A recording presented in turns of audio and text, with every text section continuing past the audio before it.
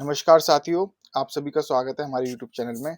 और क्षमा चाहूँगा, थोड़ा बीमार हो गया था, तो प्लीज़ कंटिन्यू करते हैं। आज का हमारा टॉपिक है इंडिया चाइना कॉन्फ्लिक्ट्स। तो आज फिर से एक रिपोर्ट तैयार की है, न्यूज़, डाटा एंड एनालाइज़। देखिए, इस रिपोर्ट के 7 पार्ट हैं, जो 7 पॉइंट ऑफ व्यू पर हम देखते हैं इंडिया कॉन्फ्लिक्ट क्यों हो रहा है चाइना के साथ। First of all, Arunachal Pradesh link with Tibet. Arunachal Pradesh का जो पार्ट है, जो भारत का हिस्सा है, वो तिब्बत से कनेक्ट होता है। अब जो तिब्बत है, जो 1961 की जो वॉर हुई थी, उसमें जो समझौता हुआ, वो चाइना ने ले लिया। एक बात। अब चाइना चाहता है उसकी जो पॉलिसी है 2047 की, वो 1947 से 2047 तक की जो पॉलिसी को कनेक्ट कर रहा है, उस पॉलिसी का पार्ट है अरुणाचल प्रदेश। तो इसलिए चाइना की विस्तारवादी नीति है कि वो अरुणाचल प्रदेश को चाहता है। चाइना इकलौता ऐसा देश है जिसकी 12 दूसरे देशों से सीमा लगती है और 12 के 12 सीमाओं पर सीमा विवाद है, जिसमें वियतनाम सबसे ज्यादा प्रमुख है। वियतनाम भारत का समर्थक है, पर चाइना का कट्टर दुश्मन है। तो अब जो भारत है, अरुणाचल प्रदेश के रास्ते वियतनाम को सहायता पहुंचा सकता है, और इसका कारण है ये कॉन्फ्लिक्ट का होना। तो एक तो सबसे बड़ी समस्या है कि भारत अगर वियतनाम को सहायता करता है, तो अरुणाचल प्रदेश उस बात का मिलिट्री बेस होगा। इसके लिए इंडिया पहले से ही अपना रोड बना रहा है। और दूसरी बात, जो हमारी अमरनाथ की यात्रा होती है, उसका जो हिस्सा जाता है, एक वो भी एक रीजन है। तो अरुणाचल प्रदेश उस रास्ते को रोकने के लिए एक रास्ता है, जिसे चाइना अपना हथियाना चाहता है। एक चीज। दूसरी बात है seven sister link with Bhutan. जो हमारे 7 राज्य हैं, मणिपुर, सिक्किम, मेघालय, अरुणाचल प्रदेश, त्रिपुरा, असम, नागालैंड, ये जो सेवन सिस्टर्स आती हैं, इसका जो पार्ट है, इस पार्ट के बीच में से अरुणाचल प्रदेश और वेस्ट बंगाल के बीच में से जो छोटी सी कॉन्फ्लिक्ट बनती है, एक छोटा सा रास्ता जाता है, मान्य रास्ता, वो इंडिया के को तोड़ता है। इंडिया और चाइना के बीच का जो ब्रेक डाउन आ गया ना, अगर चाइना अरुणाचल प्रदेश के ऊपर कब्जा करता है, तो उसके पास उसको तोड़ने के लिए, इन 7 जो स्टेट्स हैं, इनको तोड़ने के लिए सबसे इंपॉर्टेंट पार्ट है अरुणाचल प्रदेश। अरुणाचल प्रदेश एक मेन सेंटर है, एक मेन बॉर्डर है, जहां से चाइना इंडिया से अगर वॉर करता है, तो इस पार्ट को हथिया सकता है, इजीली उसके कब्जे में आ जाएगा। एक ये पार्ट है। तो सेवन सिस्टर्स कंप्लीट चाइना वाले पार्ट की तरफ चले जाएंगे, तो और आगे जो है उसको आगे यूएसए की तरफ से हेल्प मिल सकती है। वैसा भी आपको बता दूं कि चाइना, यूएसए और पाक तीनों एक रीजन में काम कर रहे हैं। वहीं ब्रिक्स में जो Brazil, Russia, India, China, south Africa, इसमें चाइना जियोपॉलिटिक्स का पार्ट है, जो इंडिया को सपोर्ट नहीं करता है, ऑफिशियली करना पड़ता है, but south Africa economic corridor पे हेल्प कर रहा है। तो ब्रिक्स की प्लानिंग अलग है, और यहाँ इंडिया की चाइना के साथ कॉन्फ्लिक्ट्स में अलग बात हो जाती है। नेक्स्ट पॉइंट है PoK link with land Kashmir. जैसे कि मैंने आपको पहले बताया था कि जो इंडिया का आईओके इंडियन ऑक्युपाइड कश्मीर है, और पीओके पाकिस्तान ऑक्युपाइड कश्मीर है। जो पाकिस्तान ऑक्युपाइड कश्मीर है, वो जैसे मैंने अभी बताया कि अमरनाथ की यात्रा वाला जब हम जाते हैं, तो हमें चाइना से लाइसेंस लेना पड़ता था, लेकिन अब वो नहीं लेना पड़ता, क्योंकि इंडिया ने वहां पे रोड बना दिया है। तो अब इसका क्या इफेक्ट आ रहा है? इसका ये इफेक्ट आ रहा है कि अगर पीओके जो सी पैक है, चाइना पाकिस्तान इकोनॉमिक कॉरिडोर, ये जो चाइना की पॉलिसी है, उसका एक हिस्सा है कि जिसमें चाइना पूरा का पूरा रोड कवर अप करेगा भूटान, नेपाल, पाकिस्तान और वियतनाम और भारत के अरुणाचल प्रदेश के होते हुए रास्ते को। तो ये उसका विस्तार भी करेगा और उतने पार्ट पे कब्जा भी करेगा। वो पूरा एक रोड बना रहा है, जो चाइना से ईरान की तरफ जो बॉर्डर जाती है, वहां तक कब्जा करे, लेकिन इंडिया उससे पीछे रहे। इसलिए इंडिया ने ईरान के साथ चाहबौर जो पोर्ट था, उसको कॉन्ट्रैक्ट को साइन किया था। बाय द वे, ईरान की इसराइल के साथ जो कॉन्फ्लिक्ट हुई थी, उसकी वजह से इंडिया का प्लान कैंसिल हो गया। तो चाइना के पास कंप्लीट अथॉरिटी है, पूरा अधिकार है कि उस चीज को कर सकता है। तो सबसे बड़ी बात है। और सबसे बड़ा एक इश्यू जो बनता है, अगर पीओके वाला पार्ट पाकिस्तान जो है चाइना को किराए पे देता है, फॉर एग्जांपल कि आप हमारे यहाँ मिलिट्री बेस लगा लीजिए या अपने वेपन्स रख लीजिए, जो चाइना पाकिस्तान इकोनॉमिक कॉरिडोर सी पैक में हुआ भी था, लेकिन वो चाइना का जो डेब्ट है, कर्ज का जाल है, उसकी वजह से कंप्लीट नहीं हो पाया। इस वजह से प्रोजेक्ट रुक गया। तो ये एक पार्ट है। अगर पीओके को अगेन चाइना देता है, सॉरी चाइना लेता है, तो इंडिया के लिए कॉन्फ्लिक्ट फिर से होगा, क्योंकि इंडिया कभी भी पीओके को छोड़ना नहीं चाहता, और चाइना जो है उसको कवर करके रहेगा। तो ये पाकिस्तान अगर हेल्प करता है, तो एक बार कॉन्फ्लिक्ट जरूर होगी। पांचवा पॉइंट है मिलिट्री बेस। जी हाँ, जैसे देखिए, मैं आपको ये बात बार बार रिवाइंड करा रहा हूँ इस पूरे टॉपिक को समझने के लिए, कि अभी इंडिया के पास मौका है। तो जो अभी अंदर अंदर जो हमारी जो एजेंसीज हैं और जो आर्मी जो काम कर रही है, तो हमारे साथ साथ चाइना भी काम कर रहा है। उनका प्लान है कि 2027-28 तक वो भी पीओके वाले पार्ट को ऑक्युपाइड करें, कब्जा करें, अथॉरिटी।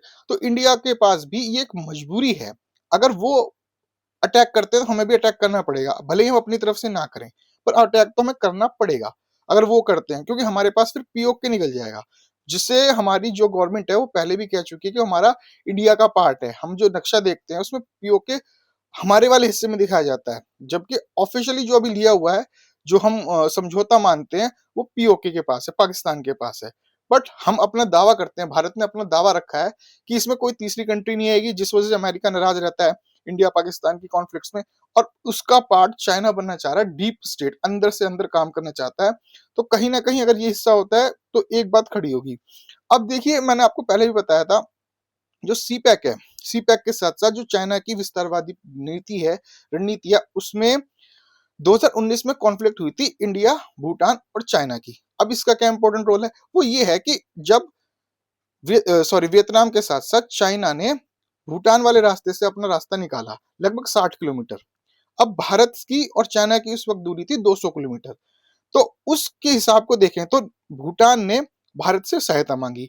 भूटान के पास जो सिक्योरिटी इतना हाई नहीं है, वो हमेशा ऐसे ही करता है कि अपनी जो अथॉरिटी है वो इंडिया को दे के रखता है कि अगर हमारे साथ कुछ युद्ध होता है तो आप उसमें हेल्प करेंगे। ये चीज नेपाल के साथ भी थी, बट उसने अभी खत्म कर दी है, वो चाइना के साथ थोड़ा सा इंटरफेयर हुआ है। बट अदर साइड भूटान ने इस बात को पक्का रखा और बोला कि हम इंडिया के साथ जाएंगे। तो 2019 की जो कॉन्फ्लिक्ट हुई थी वो इंडिया और चाइना की इसीलिए हुई थी क्योंकि चाइना अपना रोड निकाल रहा था और इंडिया ने उसका सामना किया कि हम आपको रोड नहीं निकालने देंगे। उसी की बात से अरुणाचल प्रदेश के बॉर्डर का जो ये हिस्सा था, बहुत बड़ा जो कॉन्फ्लिक्ट बन गया था, जो गलवान घाटी की जो हुई थी वो 2021 की, वो भी इसका जो था पार्ट था। अब मगर मान लीजिए 2019, 2021 और 2025 का टाइम आ रहा है, तो इस तरह से हम देखते हैं 27, 28 में, 26 में एक बार चाइना फिर से 2029 तक तो जरूर कोशिश करेगा करेगा चाइना ये करने की, क्योंकि उसको उतना समय लगेगा। इसलिए जो है, चाइना अपने बार कई बार बोल चुका है कि हम भारत से नाराज हैं, क्योंकि भारत अरुणाचल प्रदेश और जो इंडिया का आईओके है, इंडियन ऑक्युपाइड कश्मीर है, उसके ऊपर जो रोड बना रहा है, जो मिलिट्री बेस स्टार्ट कर रहा है, उससे उसको प्रॉब्लम हो रही है। वहीं दूसरी तरफ जो ब्रह्मपुत्र नदी का पानी गिरता है, ठीक है, अगर वो इंडिया की तरफ, उसका कंट्रोल अभी इंडिया के हाथ में है, चाइना की तरफ नहीं है। चाइना चाहता है कि मैन मेड आइलैंड बनाए जाए, उसका कंट्रोल अपने हाथ में लिया जाए और ऐसी हालत पैदा किए जाए जो इंडिया में बाढ़ का रास्ता उल्टा खोले, पानी रिवर्न आए, वापस आए। तो ये एक तैयारी है, पर एक प्रॉब्लम है इंडिया के लिए। अब आगे चलते हैं, साउथ चाइना सी। साउथ चाइना सी जो है 6 पॉइंट है, और ये सबसे बड़ा पॉइंट इसलिए बनता है दोस्तों, साथियों, सबसे बड़ी बात यह कि जो हिंद महासागर है, इंडियन ओशन है, और जो भारत 3 ओर से सागर से घिरा हुआ है, राइट में, लेफ्ट में। तो लेफ्ट की तरफ देखें तो हम जो ग्लोब में मैप देखते हैं वो हम ईरान की ओर निकलते हैं, चाबहार पोर्ट की तरफ। दूसरा हम श्रीलंका की तरफ आते हैं, सेंट्रल वर्ल्ड में। तो वो ऑस्ट्रेलिया तक जाता है, बहुत बड़ी बात है, वहां कब्जा आता है। राइट साइड में जो विंग की प्रॉब्लम है, वो ऐसे घूमती है कि राइट ऐसे वाले एंगल से जाए। एक अभी इंडिया ऐसे वाले एंगल से लेता है, तो ये राइट साइड का एंगल है ना, इसमें प्रॉब्लम ये है कि इंडिया का इस पर कंप्लीट कंट्रोल है। तो अगर कोई दूसरी कंट्री भी अगर इस वाले बॉर्डर को क्रॉस करती है, तो वो एक तो इंडिया की नेवी का सामना करेगी, दूसरा उसको इंडिया को टैक्स देना पड़ेगा, तीसरा जो वहां के रिसोर्सेज हैं वो अभी इंडिया के कंट्रोल में आते हैं। जैसे लक्षद्वीप, अंडमान निकोबार का जो एक हिस्सा है, वो भारत के कंप्लीट कंट्रोल में है, जो जिसके लिए मलेशिया भी कर रहा था और दूसरे देश कर रहे थे कि इंडिया ने ठीक नहीं किया, यहाँ पे टूरिज्म ओपन कर दिया। वो वाला पार्ट, वो बिकॉज डीप स्टेट बता रही है कि वो जो चीजें है ना, आर्मी और जो उनकी जो चीजें, वो चाइना के साथ कंट्रोल में है। हमारे इंडिया के साथ श्रीलंका था कंट्रोल में, अब वो थोड़ा सा कंट्रोल से बाहर हुआ है, क्योंकि वैसे भी इकोनॉमिक बहुत फाइनेंस उनका खराब चल रहा है इस वजह से। बट बाय द वे, जो 6 पार्ट है, जो ये राइट पॉइंट ऑफ व्यू है, वो यही कहता है कि इंडिया में जो हमारी गवर्नमेंट है, जो आर्मी है, वो कंट्रोल चाहती है। अरे भाई देखो, बहुत बड़ी बात है, अगर हमारे यहाँ से वो हिस्सा हाथ से निकलता है तो हमारा पूरे हिंद महासागर पे कंट्रोल है। चाइना वो कंट्रोल चाहता है। अगर 7 सिस्टर्स, अरुणाचल प्रदेश, ये रास्ता टूटता है राइट साइड से, तो भाई सीधे सीधे कंट्रोल चाइना के पास आएगा ना, उतना भारत से भी जमीन कम होगी, उसमें वेस्ट बंगाल भी है। 7 रिसोर्सेज, रिसोर्सेज के साथ देखिए एक चीज और है जो मैंने आपको बताना चाहूंगा। एक तो tax, money value control, power, authority, एक तो इसकी लड़ाई होती है हमेशा कंट्रीज में। और सबसे बड़ी और आखिरी चीज जो है, इंडिया जो बंगाल है उसके साथ जो उसकी बॉर्डर है, वहां दो पार्ट है। एक मैंने आपको बताया था बांग्लादेश टू इंडिया, वो 22 किलोमीटर की है, और इंडिया से बांग्लादेश जो चटगांव वाली पड़ती है वो 12 किलोमीटर की है। उस 12 किलोमीटर की जो कॉरिडोर है, अगर वो कट कट होती है तो इधर पार्ट पूरा चला जाएगा।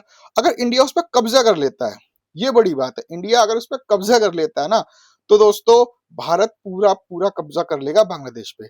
तो फिर इंडिया, बांग्लादेश, जो वेस्ट बंगाल के साथ जो ईस्ट बंगाल जो टूट चुका है वो वाला पार्ट, जो आप ग्लोब की तरफ से ऑपोजिट देखते हो, बट ये आज का बांग्लादेश, इंडिया उस पर कब्जा कर लेता है, तो वेस्ट पाकिस्तान जो है, जो आपका बलूच और पलूस्तीन वाला हिस्सा पड़ता है, फिर पाकिस्तान का कॉन्फ्लिक्ट वहां से होगा, और कॉन्फ्लिक्ट में फिर चाइना उसको टेक ओवर करेगा। तो दोनों साथ मिलके फिर एक वॉर की सिचुएशन बनती है। अब इंडिया के पास जो टाइम है वो बहुत फास्ट काम कर रहा है, उसको 28-29 तक का, और चाइना की भी वही प्लानिंग है कि चाइना की प्लानिंग देखो 2047 की है, बट उससे पहले वो ट्राई करेगा। जहां इंडिया में थोड़ी सी भी प्रॉब्लम आती है, चाइना उसका फायदा उठाएगा। तो ये एक विंग का काम है। वेल बाय द वे, आज का टॉपिक इतना ही है। नेक्स्ट वीडियो में नेक्स्ट बात बताऊंगा कि इंडिया, पाकिस्तान, अफगानिस्तान वाला हिस्सा और उसके पीछे क्या हो रहा है। तो धन्यवाद साथियों, प्लीज वीडियो अच्छा लगा तो शेयर करो, सब्सक्राइब करो। थैंक यू दोस्तों, थैंक यू वेरी मच।